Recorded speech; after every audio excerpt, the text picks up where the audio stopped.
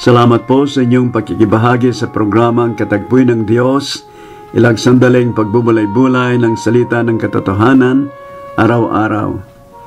Ang ating pong pagbubulay-bulayan ngayon ay pinamagatan kong, "Huwag sa amin, O Panginoon." Huwag sa amin, O Panginoon, huwag sa amin, kundi sa iyong pangalan ay magbigay kang karangalan, dahil sa iyong kagandang loob at dahil sa iyong katotohanan. Mga awit, kabanatang 115 at talatang 1. Naging pagpapala at nakuha ang aking pansin sa awit na pinamagatang "Na unto us, O Lord, na unto us", na inawit ng isang church choir, kung kaya't kinilos ako ng Banal na Espiritu upang gawin kong pamagat ito sa ating daily devotional message. Naging karaniwan na sa mga tao ang naghahangad ng karangalan ng sanlibutan. Hindi lamang ang mga tao ng sanlibutan, kundi pati na ng mga taong hindi para sa sanlibutan. Ang sabi ng Juan Kabanatang 17, talatang 16, "Hindi sila taga-sanglibutan na gaya ko naman na hindi taga-sanglibutan."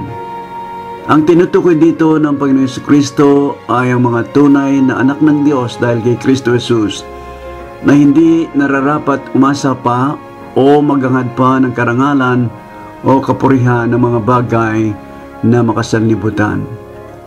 Sa katotohanan, ang Diyos lamang na lumikha ng langit at lupa, at ang lahat ng mga bagay dito sa lupa ang siya lamang dapat sambahin, paglingkuran, parangalan at papurihan at pagtiwalaan, sapagat siya lamang ang may karapatan na tumanggap nito.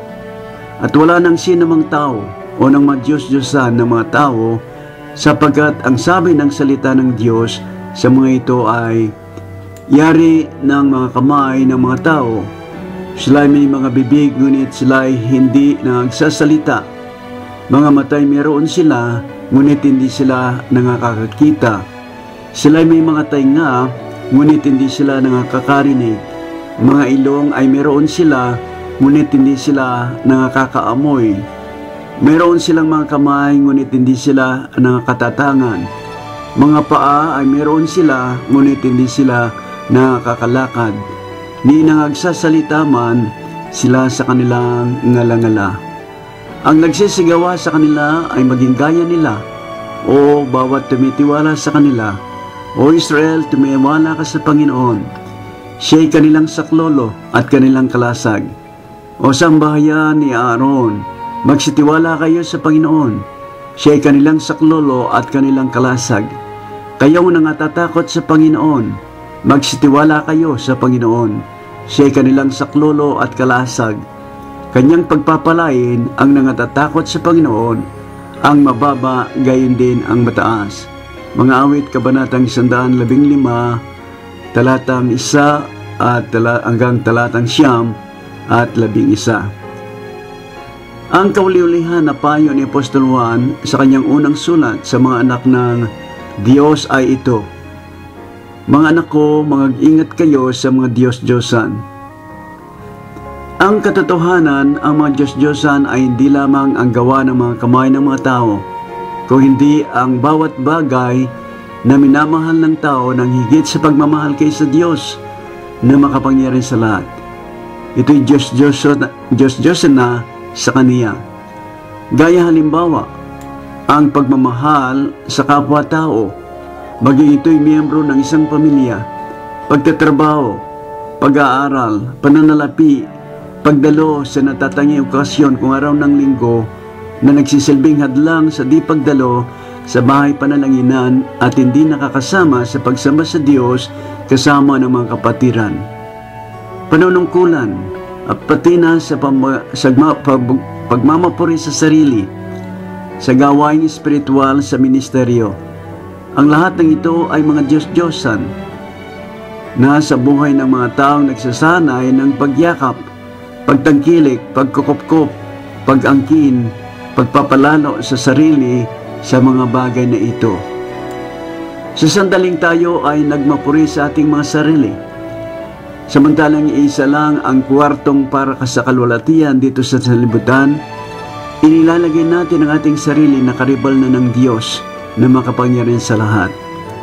Ang sabi ng salita ng Diyos, huwag sa amin, O Panginoon, huwag sa amin, kundi sa iyong pangalan ay magbigay kang karangalan, dahil sa iyong kagandahang loob at dahil sa iyong katotohanan. At kapag sinabi mo na ang lahat ay magagawa ko, at wala iyong dahil kay Kristong nagpapalakas sa akin, ito isang pagyayabang, pagpapalalo, pagmamataas sa sarili.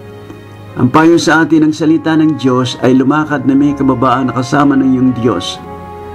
Mikas, Kabanatang 6, talatang 8. Ang nagmamataas sa sarili ay mabababa, at ang nagpapakumbaba ay tataas ng Panginoon, sapagkat ang Diyos ay sumasalangsang sa mga palalo na tapat nagbibigay ng biyaya sa mga mapagpakumbaba.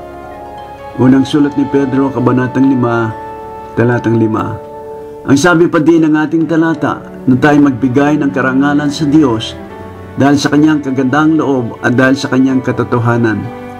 Sa makatwid, dahil sa dalawang katangian ito ng Diyos, ang kanyang kagandahang loob at katotohanan, ay marapat nating parangalan, papurihan, pasalamatan at paglingkuran siya bilang pagkilala sa kanyang kadakilaan.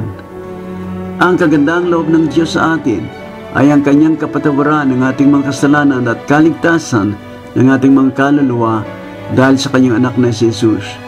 Na siya ang nagbuhos ng kanyang banal na dugo, inihandog ang kanyang katawan at buhay, na siyang nagsilbing katuwiran ng Diyos para sa ating ikaaring ganap sa kanyang banal na harapan at sa lahat ng mga magsisampalataya ng kanyang pangalan.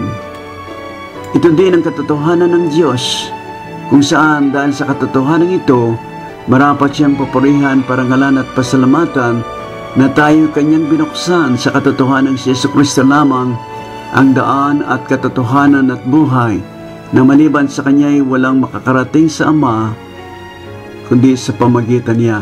At sinabi ng Panginoon Jesus, at inyong makikilala ang katotohanan, at ang katotohanan ang magpapalaya sa inyo.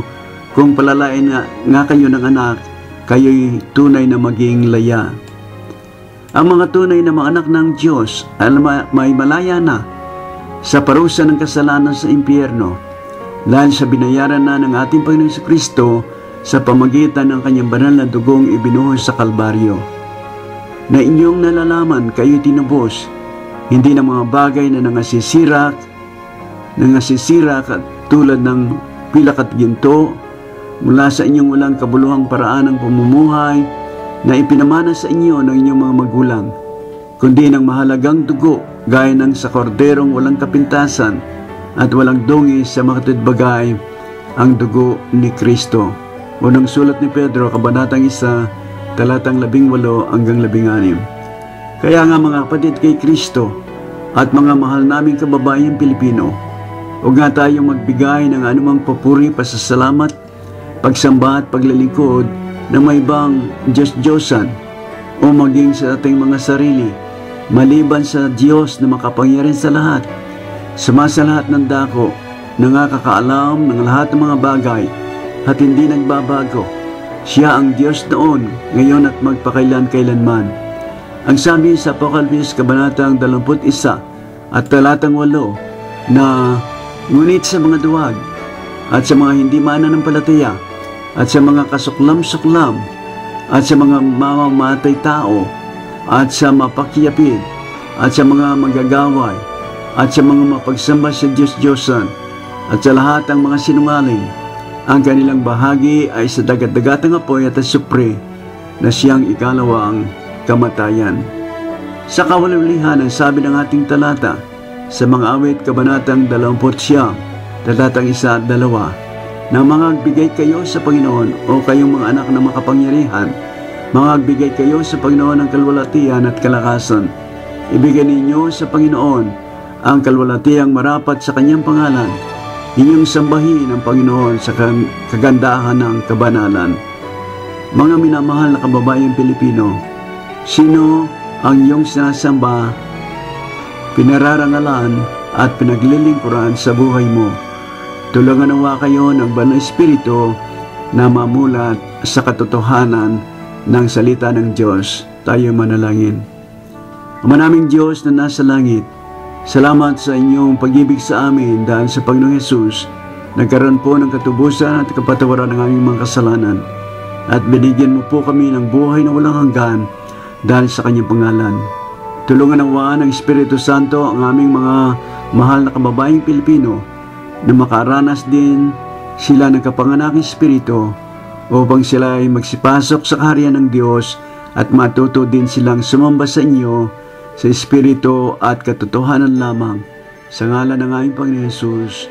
Amen. Pagpalain po kayo ng Diyos.